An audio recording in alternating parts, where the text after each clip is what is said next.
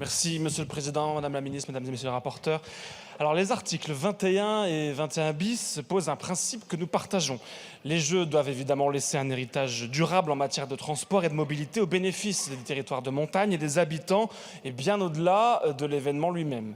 Mais il faut quand même être extrêmement vigilant sur l'usage qui en sera fait de ces rapports, parce que nous ne pouvons pas accepter que ces documents deviennent des outils politiques au service de certains territoires au détriment d'autres, ou pire, des instruments de clientélisme régional. Les Alpes françaises ne se résument pas à quelques vallées vitrines, elles forment un ensemble équilibré, complexe, et chaque territoire mérite la même attention, la même équité et la même ambition.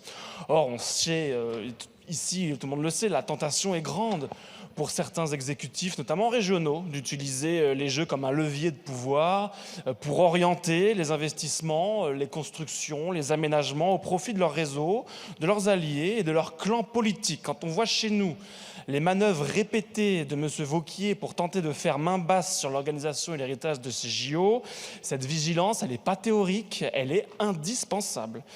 Ces rapports ne doivent pas servir à sanctuariser des choix idéologiques, ni à exclure certains territoires sous prétexte de dogmes, notamment l'exclusion systématique des infrastructures routières, qui peut être totalement déconnectées des réalités de la montagne. Ils ne doivent pas non plus devenir des outils d'orientation discrétionnaire des projets au bénéfice de quelques-uns.